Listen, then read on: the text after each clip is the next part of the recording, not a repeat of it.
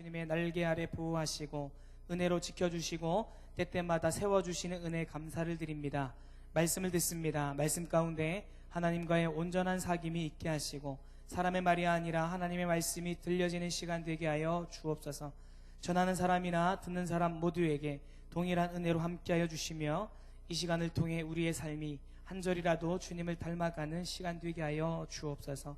감사드리고 예수님의 이름으로 기도드립니다. 아멘. 반갑습니다.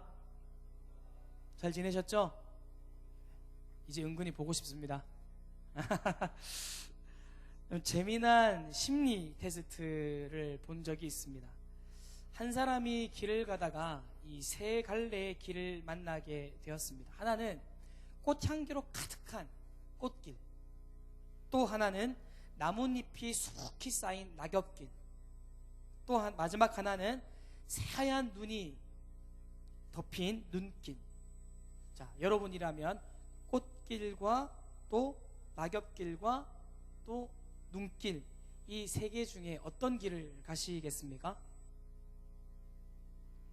1번 꽃길, 2번 낙엽길, 3번 눈길. 아무것도 가기 싫다.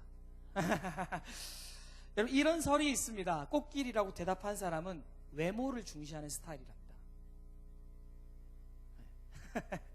낙엽길을 선택한 사람은 재력을 중시하는 스타일이랍니다. 눈길을 선택한 사람은 성격과 성품과 뭐 이런 것들을 중시하는 스타일이라서 감성적인 사람을 선호하는 성격이라고 합니다. 뭐 논리적인 건 아닙니다. 논리적인 건 아니고 재미로 하는 듯합니다.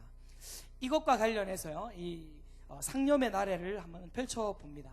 우리가 걷는 길 중에는 여러 가지 길들이 있겠지만 두 가지 정도로 나누어 볼 수 있는 듯합니다. 첫 번째 관점은 윤리적인 측면입니다. 이 윤리적인 측면에서는 가야 할 길과 가서는 안 되는 길이 있습니다. 가야 할 길이 뭐 정의로운 길, 섬김의 길, 십자가의 길 등이라고 한다면 가서는 안 되는 길은 뭐 어둠의 길, 타락의 길, 탐욕의 길, 여러분이 생각하는 그 길은 가서는 안 되는 거죠. 자, 두 번째는요, 선호도입니다. 선호도 측면에서, 이 선호도 측면에서의 길은 가고 싶은 길과 가고 싶지 않은 길이 있습니다. 이것은 상황에 따라 뭐 성공의 길, 지름길, 편리한 길은 상대적으로 가고 싶은 길이겠지만 고난의 길, 복잡한 길, 가시밭길은 가고 싶지 않은 길입니다. 이 두 가지 관점에 의해서요, 네 가지 길이 만들어집니다. 첫째는 가야 하는 길, 혹은 흔쾌히 가고 싶은 길. 둘째는 가기는 가야 하는데 가고 싶지는 않은 길. 셋째는 가고는 싶은데 가서는 안 되는 길. 넷째는 가서도 안 되고 또 가고 싶지도 않은 길.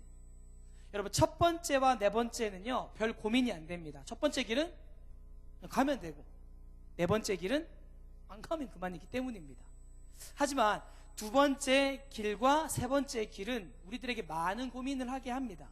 이것이 우리의 인생의 딜레마를 만들어내기도 하지요. 여러분은 이런 두 번째 길과 세 번째 길을 만난다면 어떤 길을 선택하고 있습니까? 오늘 본문에는요, 이런 선택의 길 위에 있는 한 사람이 등장합니다. 이름이 요나. 하나님의 말씀이 요나에게 임했습니다. 뭐라고 하셨습니까? 니느웨로 가라. 자, 오늘 읽지는 않았지만 1장 2절을 보면은요, 하나님께서는 요나에게 지금 니느웨의 악독이 하늘을 지르고 있으니까 어서 가서 하나님의 말씀을 선포하라고 하십니다.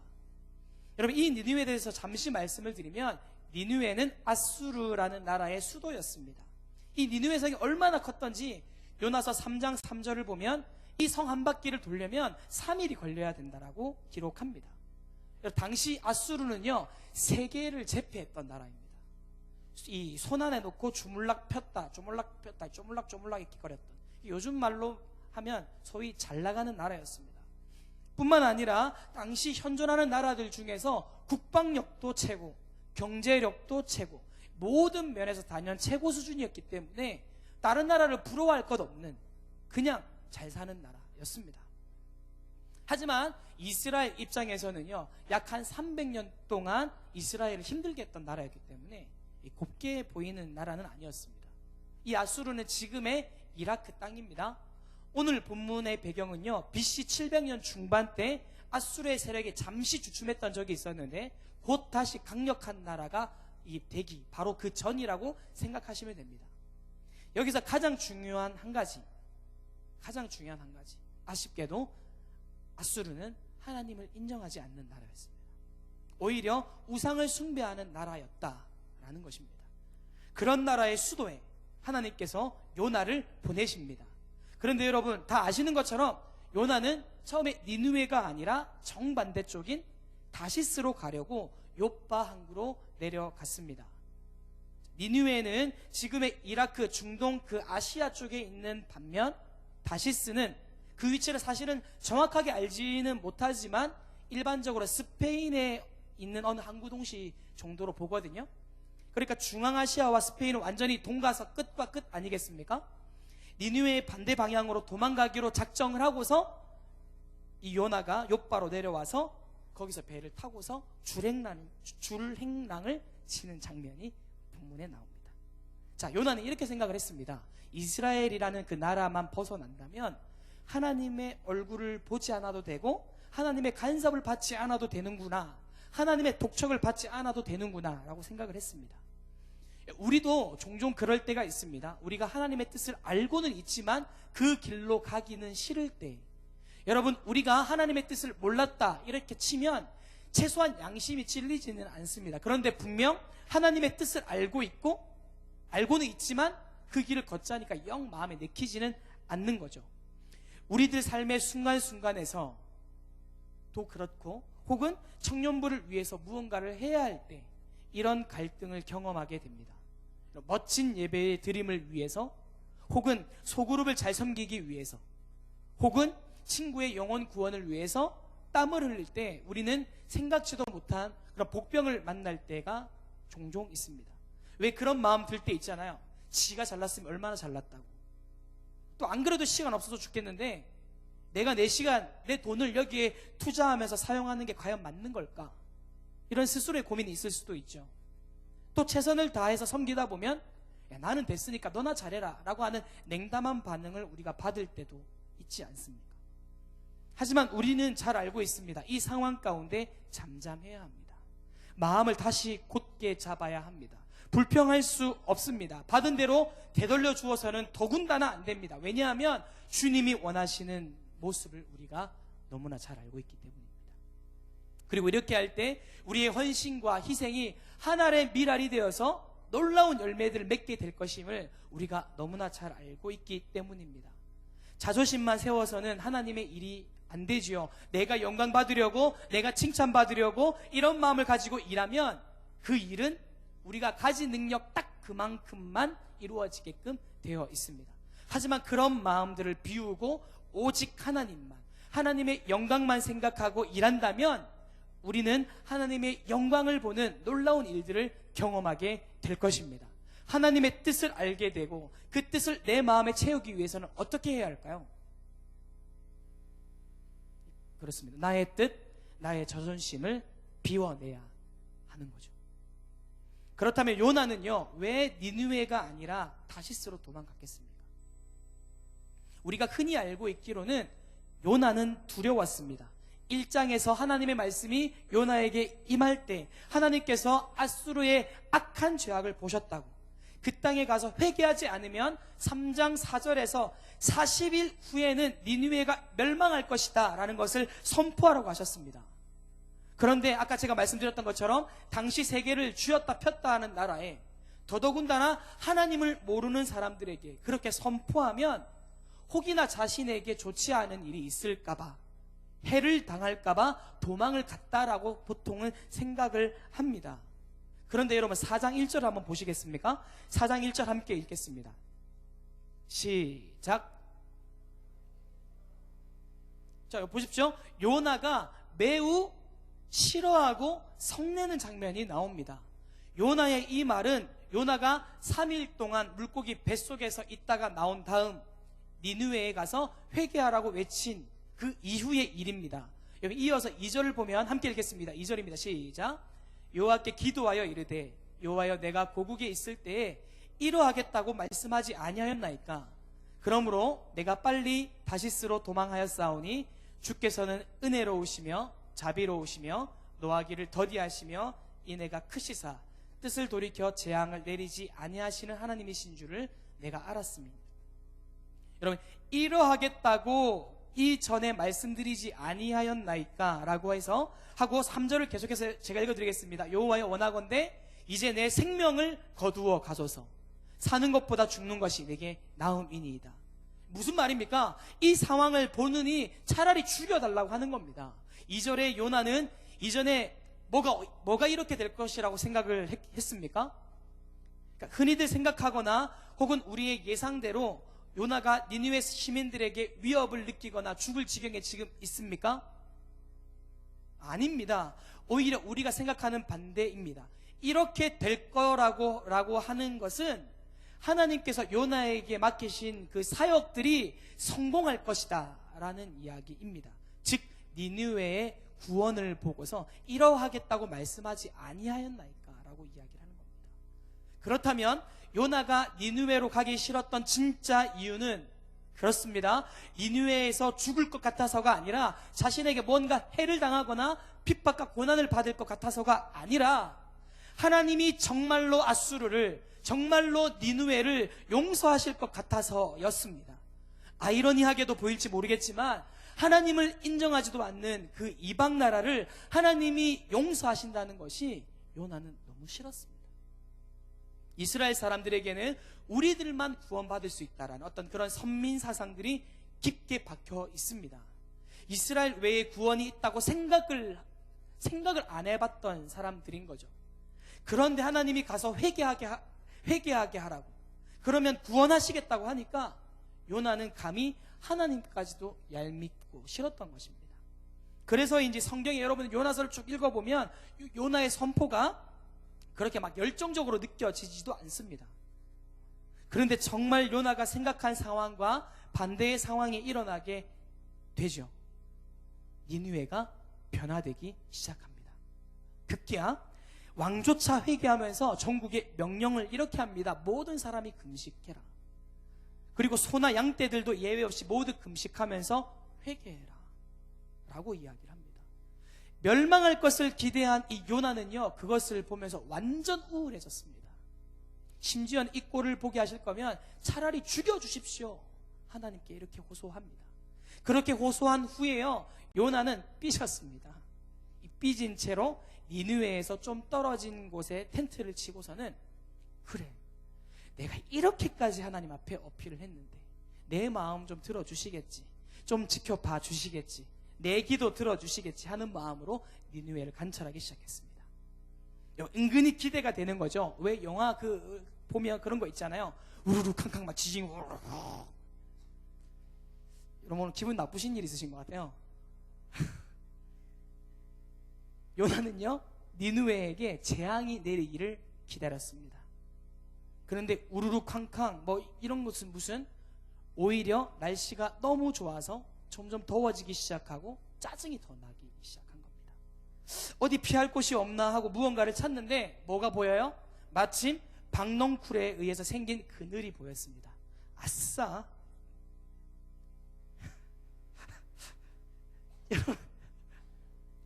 설교할 때 굉장히 힘들게 하는 여러분들이네요. 예. 자, 보십시오. 아싸 한 거죠. 박넝쿨 가운데 있는 그 그늘을 바라보고서 굉장히 덥고 짜증나고 마음도 힘들었던 그 요나가 어떻게 했겠습니까? 뛰어가서 그 그늘에 자기 몸을 숨겼습니다. 짜증날 때쯤이니까 얼마나 기분 좋았겠습니까? 그날 하루는 그 박넝쿨 덕에 잘 있으면서 이제 슬슬 내가 바라는 대로 되겠지 하고 그런 마음으로 있다가 거기서 잠이 들어버렸습니다. 그리고 그렇게 그 다음날 아침에 눈을 떴습니다. 여러분, 어제 잠들었던 대로 하면 분명 개운하고 상쾌하고 그래야 되는데 어째 정신이 좀 혼미해졌습니다. 햇빛이 너무 뜨거워서 몽롱하게 이렇게 해서 눈을 떴는데 정신을 차려보니까 어제 그 박넝쿨들이 불에 타서, 아니 불이 타서 벌레가 다 갉아먹어서 없는 거죠. 요나는 또다시 하나님께 강하게 호소합니다. 도대체 나한테 왜 이러세요? 죽여달라니까 죽여주지는 않고 왜 나를 살려두는 겁니까? 하면서 하나님께 거칠게 항의했습니다. 하나님이 묻죠. 야, 너 왜 자꾸 나한테 화내는데? 네가 지금 화내는 게 정상이라고 생각하냐? 라고 하니까 9절에 요나가 대답을 합니다. 뭐라고 했습니까? 9절 한번 읽어보겠습니다. 시작.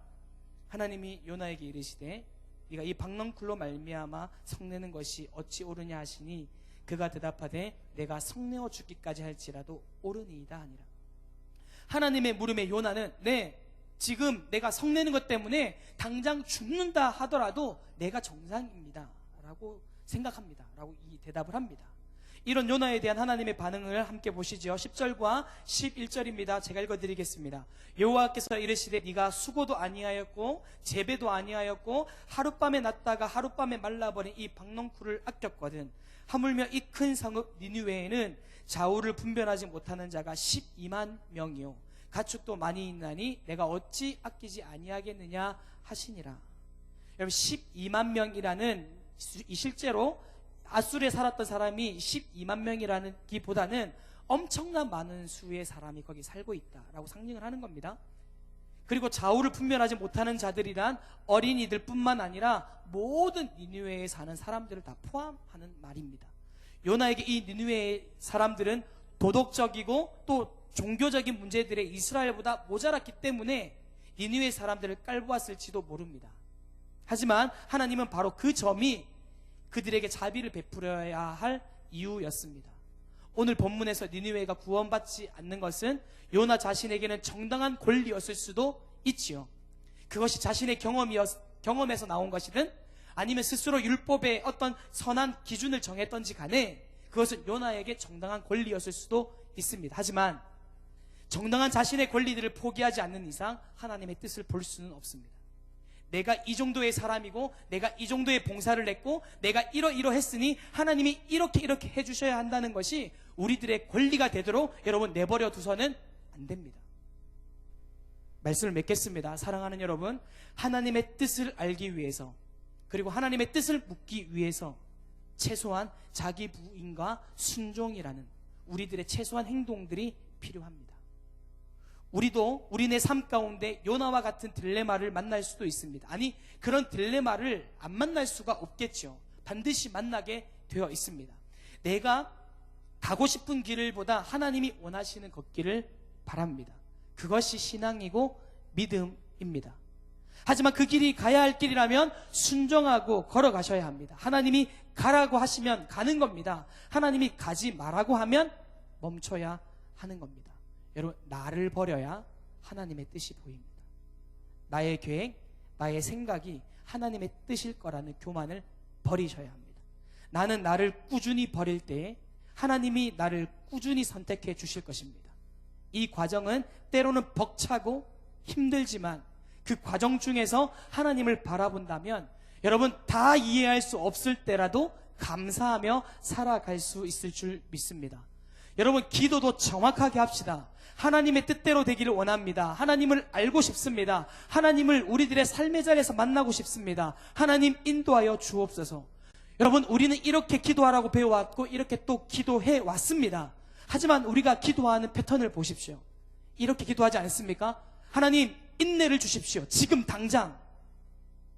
인내를 구하면서 인내하지 못하고 지금 당장 인내를 구하는 굉장히 어폐가 있는 기도들을 많이 합니다. 여러분, 하나님의 뜻을 구하고 그 길을 순종하며 살아갈 때 물론 지금 당장은 힘들 수는 있으나 거기서부터 하나님의 능력을 구체적으로 보실 수 있을 것입니다. 그러므로 여러분, 도망치지 말고 용기를 내어서 하나님의 뜻을 묻고 그 뜻 가운데 순종하십시오. 나를 자꾸자꾸 버리는, 나를 자꾸자꾸 비우는 훈련을 하십시오. 다시스로 도망가려고 자꾸 궁리하는 그런 삶이 아니라 니느웨를 향한 담대하게, 니느웨를 향한 그 길을 담대하게 선택하시는 저와 여러분 되기를 바랍니다. 기억합시다. 능력의 주님께서 우리의 삶의 여정 가운데 그 자리에 여전히 함께 하십니다. 기도하겠습니다. 사랑의 하나님, 우리들 삶 가운데 늘 함께하여 주시고 또 우리들 삶 가운데 늘 동행하여 주시며 또 우리들을 늘 인도하여 주신 그 은혜들을 깨닫지 못하고 날마다 자극적인 그 기적들을 원하면서 하나님의 평범함을, 하나님의 일상들을 우리가 누리지 못하였음을 주님 용서하여 주옵소서.